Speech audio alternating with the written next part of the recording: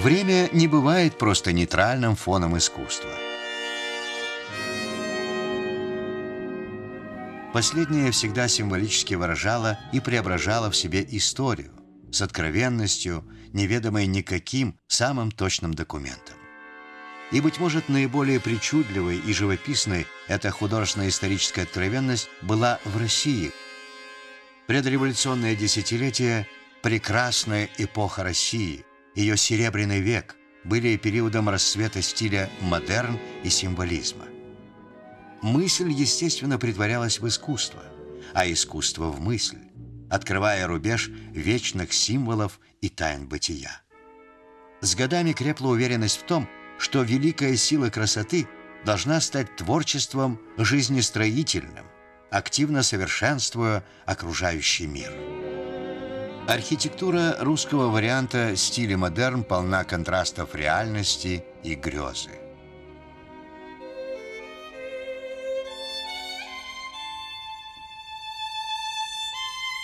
Российский капитал, выходящий на одно из первых мест в мире, находит в изысках и капризах модерна свое весьма откровенное выражение. Это большой стиль больших денег.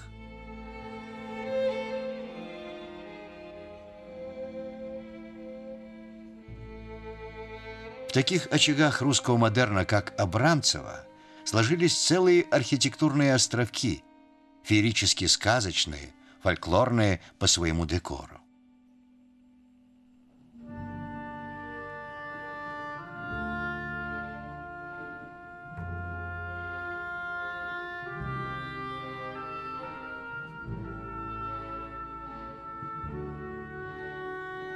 Залогом высокого мастерства кажется уже не тенденция, то есть социальный комментарий к жизни, а творимая легенда с былинными богатырями и героями сказок, устремленными в неведомые края.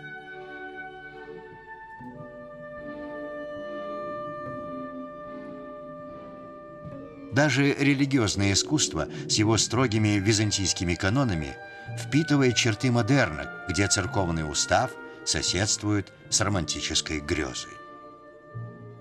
Древние предания и поверья угадываются в природе, образы которой никогда еще не достигали столь пронзительного лиризма. Пейзаж предстает не просто красивым видом, а духовным откровением. В нестеровском видении отроку Варфоломею, будущему Сергию Радонежскому, именно пейзаж, написанный в окрестностях Абрамцева, придает картине особое очарование. Очарование мистическое, в какой-то мере небесное, но в то же время и трогательно земное.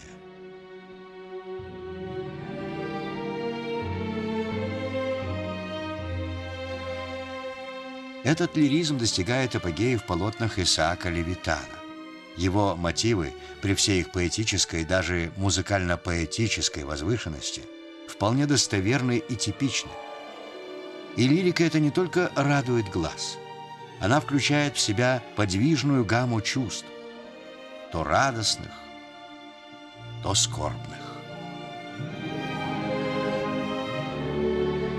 Красота модерна полна неизъяснимых контрастов, как во врубелевском «Демоне», серии картин, где красочное великолепие стремительно, в темпе крещендо, нарастает, с тем, чтобы к финалу, в «Демоне поверженном», обратиться в хаос цветных осколков.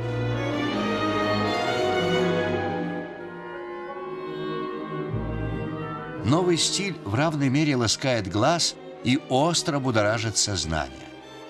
Портреты мягко чаруют, но вдруг настораживают гротескным изломом.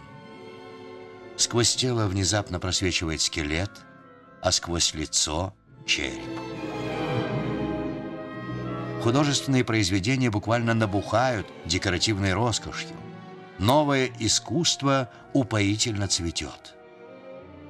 Но цветет, как пышные розы коровина, на последней грани перед увяданием.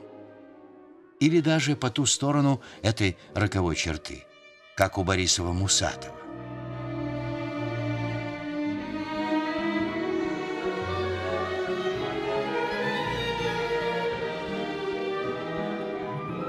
Художники ищут опоры в культуре былых времен.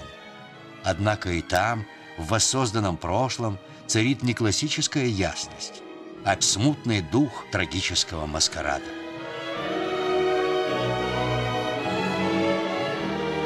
Маска – это ключевое слово времени и, собственно, его главный герой. Недаром именно театральное искусство организует вокруг себя, как в русских сезонах Дягилева, самые блестящие художественные начинания эпохи. Эпохи, которую позднее назовут «Серебряным веком».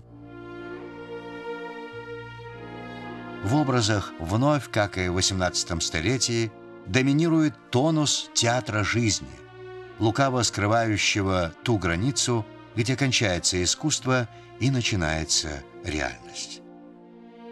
Но уже практически ничего, даже отдаленно, не напоминает той оптимистической уверенности, которой был полон век Просвещения. Правда, человек-артист свободно путешествует во времени и пространстве, оказываясь то на лоне первозданной природы, то в Древней Руси, то в старинной усадьбе. Результатом же путешествий в прекрасном оказывается лишь собрание цветных миражей, зыбких видений и снов. Созвездия снов, которые могут многому, весьма многому научить того, кто умеет читать их смысл, но отнюдь не способны служить строительным материалом для будущего.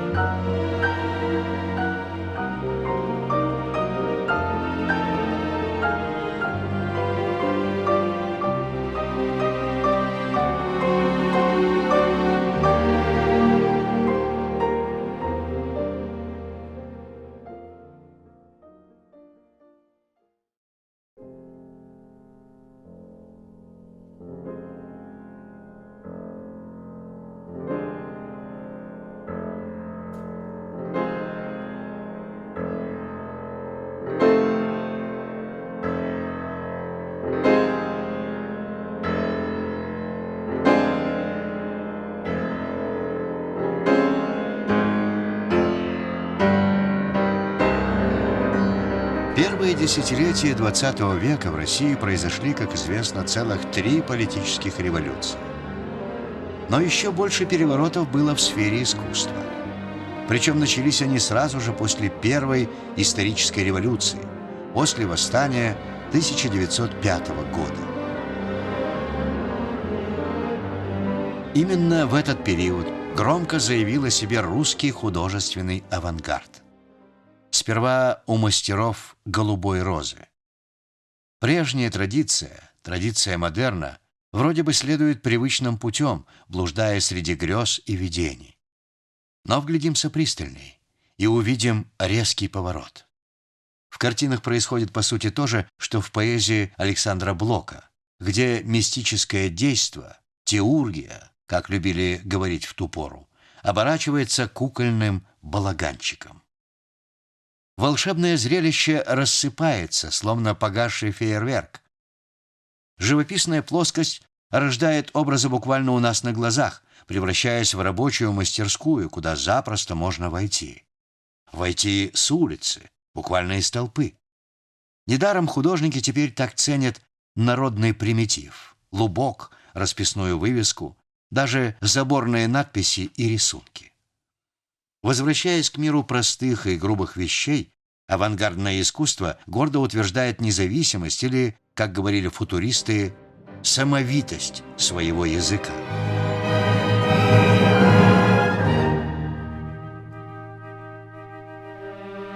Однако же русское искусство отнюдь не отказывается от роли высшего судьи.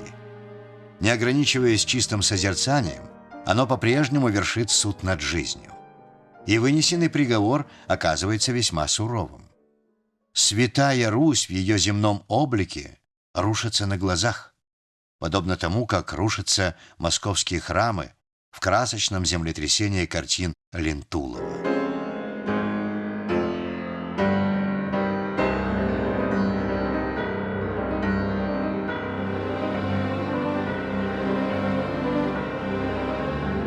Тени исторического прошлого мелькают в живописи Кандинского, словно обломки, рассеянные взрывом.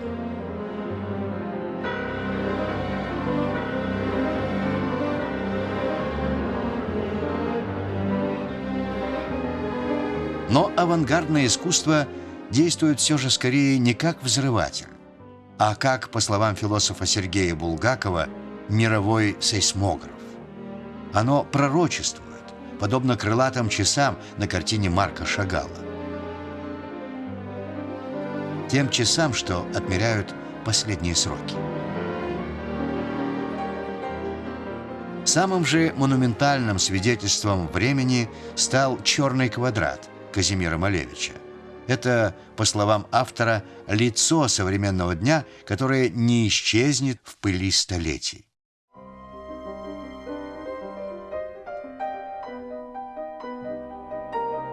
Оно действительно не исчезло. Этот образ стал знаменитой, всемирно знаменитой русской картиной XX века.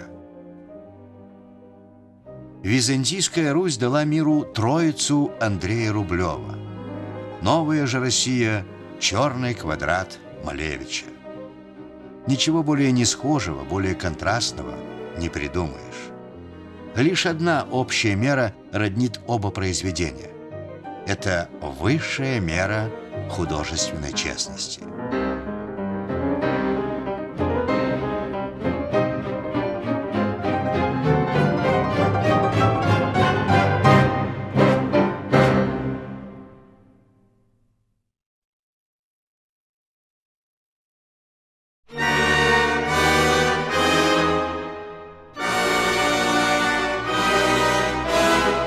Историческая революция значительно запоздала, разразившись через 10 с лишним лет после начала революции художественной. Но так или иначе, октябрь наступил. Многим тогда казалось, что Россия пересекла роковую черту, однако она не стала духовной пустыней. Искусство никуда не исчезло. Действительно, многие художники служили новой власти не за страх, а за совесть, активно участвуя в плане монументальной политической пропаганды, который выдвинули Ленин с Луначарским. В образах Татлина, Родченко, Лисицкого, не говоря уже о Малевиче, мотивы грандиозной исторической катастрофы выглядят как великая творческая стихия. Стихия, из которой нарождаются новые планеты. Революция приплывает на Землю, словно космический красный квадрат на рисунке Лисицкого.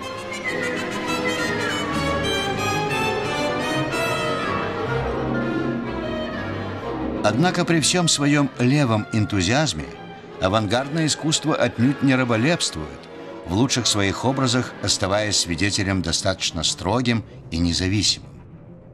Задуманный Татлиным проект величайшего революционного монумента неожиданно напоминает покосившуюся Вавилонскую башню.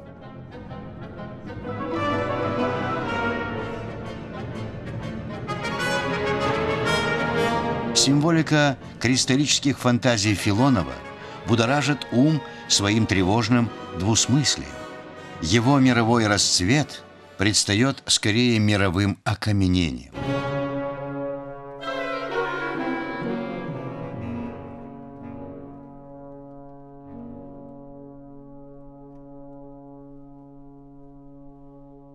Произведение существует в своих автономных или параллельных мирах, которые очень нелегко приручить.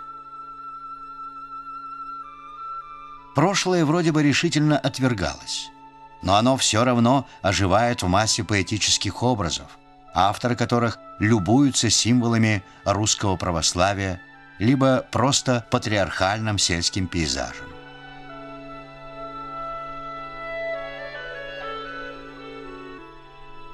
Космический пафос великого русского эксперимента всюду дает о себе знать, не только в авангардных, но и в более традиционных вещах.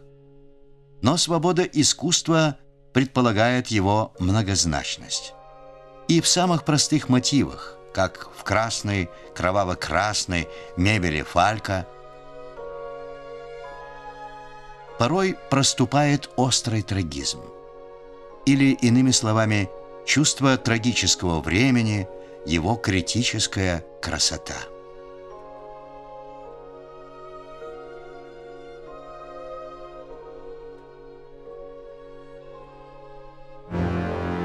Революция, титаническая энергия которой была направлена на то, чтобы все упростить, направив по общему пути к светлому будущему, на деле все невероятно усложнила.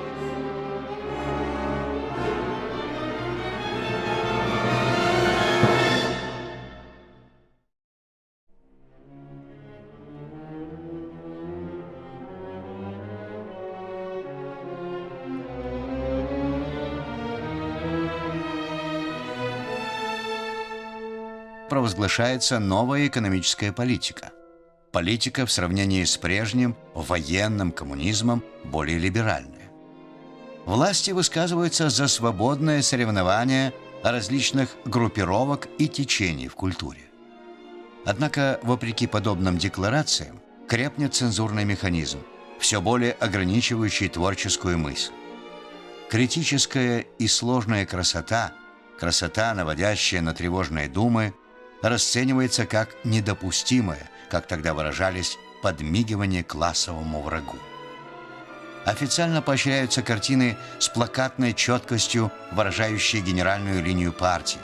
Таковы произведения лидеров Ассоциации художников революционной России.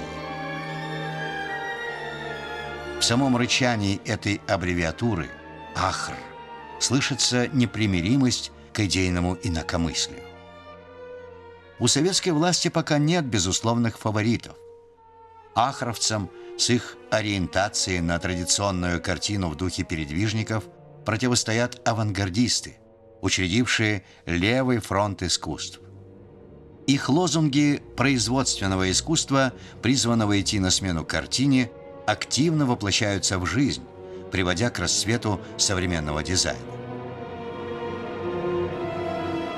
Российские авангардные афиши, реклама, фотография, эскизы ткани тех лет прочно вошли в золотой запас мировой культуры.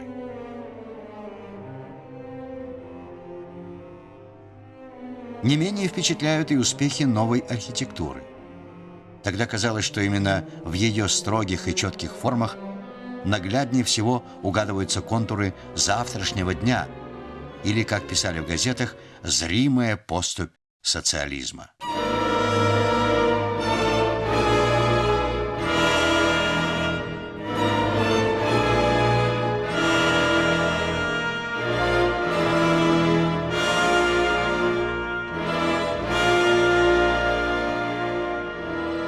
Разнообразие группировок органично сочетается с богатством артистической фантазии. Текущая история, как в картине Редько «Восстание», выплывает к зрителю в виде черного гротеска.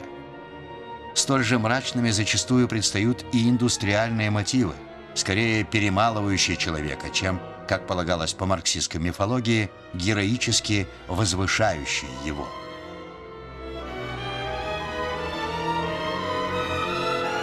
Сельская же жизнь выглядит оцепеневшей в предчувствии сплошной коллективизации, с одинокими фигурами крестьян на фоне пустых полей.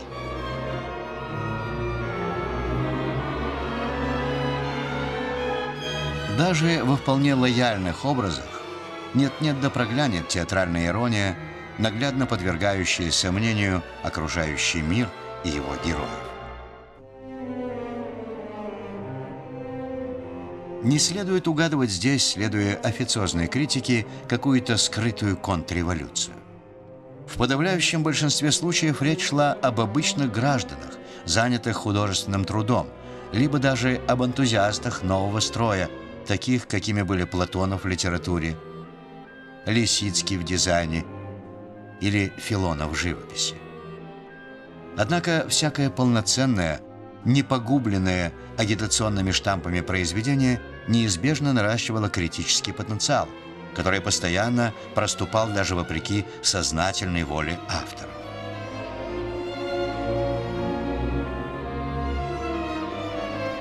На рубеже 20-30-х, когда Сталин окончательно сосредоточил в своих руках всю полноту власти, идея мировой революции подверглась решительному пересмотру.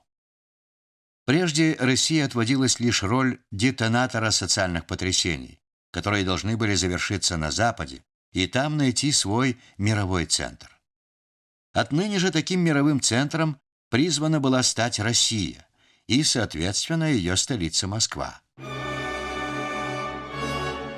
Сталинская геополитика чем-то напоминала идею Москвы как Третьего Рима, но Третьего Рима уже целиком безбожного. Ведь религия оставалась идейным врагом номер один. Храмы всех конфессий беспощадно разорялись, а часто и уничтожались. Вся страна покрылась руинами церквей и монастырей.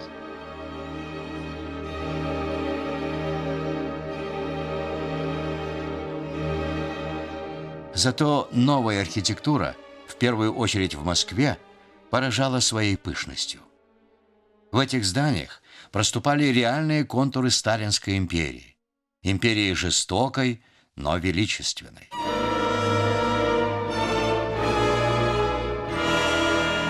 На смену авангарду пришли античные традиции, восходящие к Греции, Риму, Египту, порой даже к Древней Мексике, как в случае с мавзолеем Ленина, выстроенным в форме мексиканской пирамиды.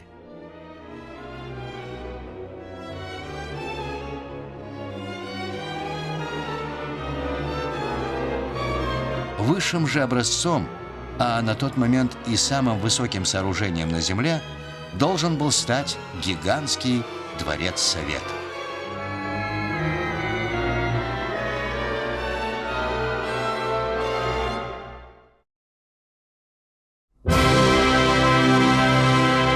Вселенских масштабов утопизм сочетался с микроскопически тщательным цензурным контролем.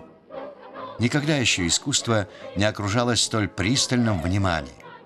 Порой сам товарищ Сталин придирчиво просматривал собственные портреты, оставляя на них критические пометки.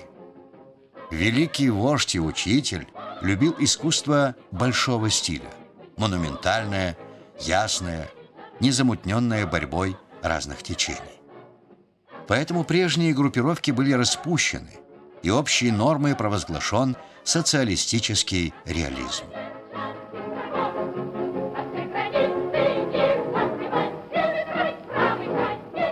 Сперва кажется, будто в культуре тех лет воцарился некий блаженный восторг.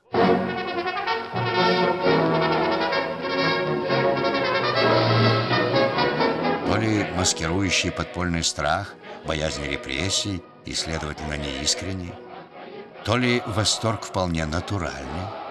Ведь люди и вправду верили вождю, заявившему, что жить стало веселее.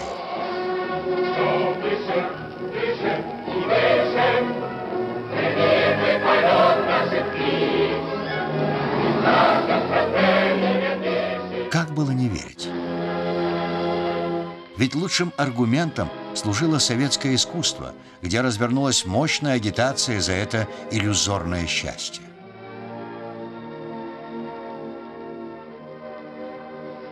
Ограбленные коллективизацией нищие крестьяне в картинах пировали на красочных колхозных праздниках. Народы Советского Союза кружились в веселой пляске, вроде бы напрочь забыв о своих исторических распрях.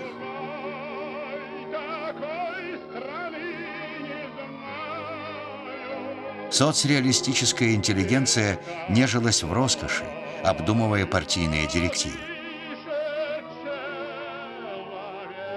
Вся эта страна героев озарялась ярким полуденным солнцем, а свысока на нее ласково взирал великий вождь, который и был, собственно, главным художником этого райского спектакля.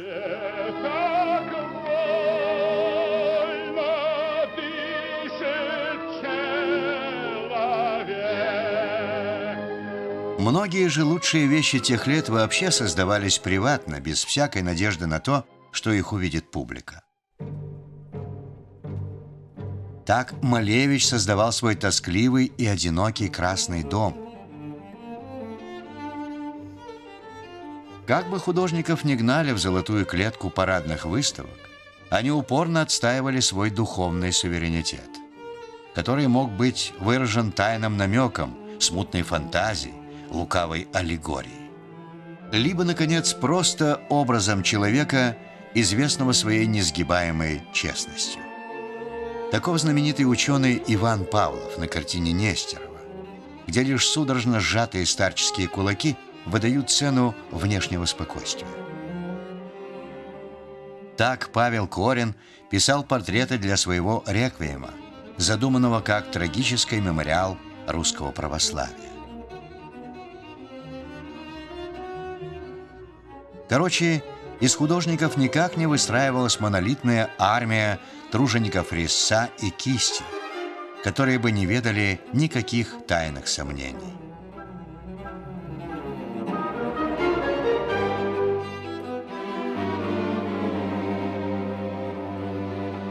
Искры новой искренности озарили искусство военных лет. Да и стиль «Триумф», ведущий стиль первого послевоенного десятилетия, никак не назовешь чисто иллюзорной агитацией. Он весь переполнен скорбной памятью о миллионах и миллионах жертв. Но, увы, тут же наплывали новые волны официозной фальши. Все круче затягивались идеологические гайки, дабы военный энтузиазм не перешел в дерзкое вольномыслие. Все правдивое, а тем паче художественно правдивое, всегда загадочно. Даже официальное искусство послевоенных лет с его триумфальным стилем чарует своей языческой мистикой, заключая в себе частицу тайны и, следовательно, частицу правды. Таков знаменитый фонтан дружбы народов. Ведь чем больше им любуешься, тем крепче убеждаешься, что перед тобой лишь золоченая мечта.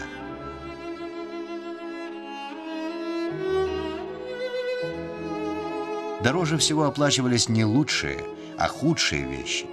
Отсюда горькая шутка Катаева о мавизме, или по-русски плохизме, как самом выгодном стиле эпохи. А настоящее искусство? Что ж, оно вновь уходило в мастерскую, по сути в подполье, в узкий круг родных и друзей. Для малого круга друзей, почти что для одного себя, писались «Подснежники» Татлина,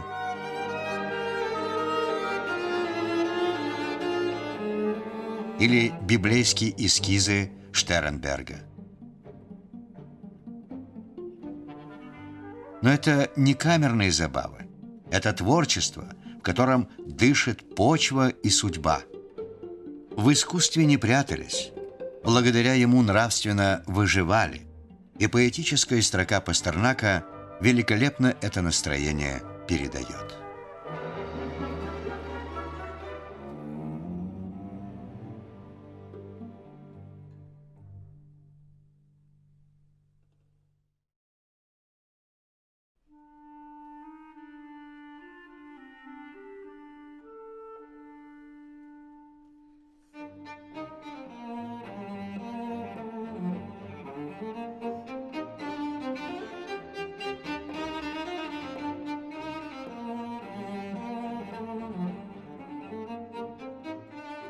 Борьба за искренность в искусстве была, по сути, борьбой за качество. Примером часто служили старики, которые еще помнили Серебряный век. Связь с русским модерном проступила и в мощной волне национально-романтических мотивов. Средневековое искусство обрело новую актуальность, и иконы, эти черные доски, вновь, как и в начале XX века, стали предметом уже не только религиозного, но и страстного эстетического культа. Молодежь чувствовала себя на распутье. Главным руслом поисков стал суровый стиль, который снимал пелену с глаз, привыкших к радужным, райским иллюзиям.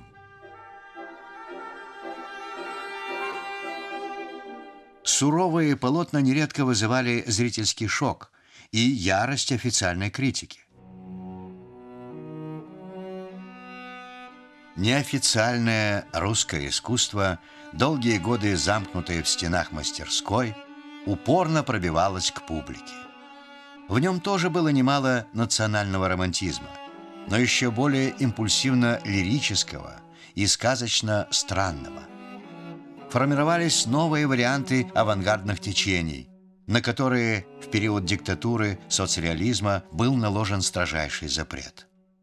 В моду вошел сюрреалистический гротеск, поэтика карнавала, открывающего запретные зоны реальности.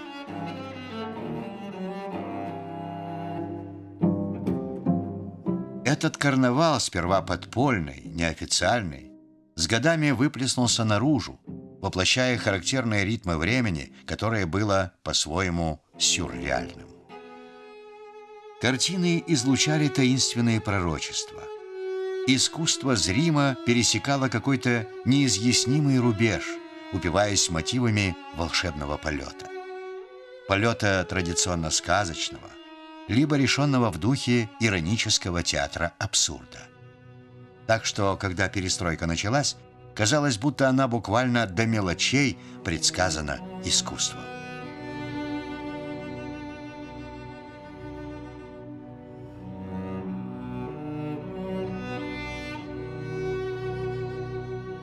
С распадом советской системы, а соответственно и с окончательным упадком одряхлевшего соцреализма, панорама художественной жизни стала еще более живописно-многослойной. В хронологических таблицах все чинно следует друг за другом. Смерть Сталина, оттепель, застойное время, перестройка. Но история культуры резко отличается от истории как таковой. Тот четкий художественный фокус, что позволяет нам как бы видеть время, годы 50-е, 60-е и так далее, все со своим неповторимым колоритом, отнюдь неравнозначен абсолютной ясности. Спасает ли красота мир? Сейчас на этот традиционно русский вопрос уже никак не ответишь однозначно. Очевидно лишь одно. Она продолжает свою летопись, слагая ее в образах искусства. В образах, которые, подобно прожекторам, освещают в равной мере и прошлое, и современность.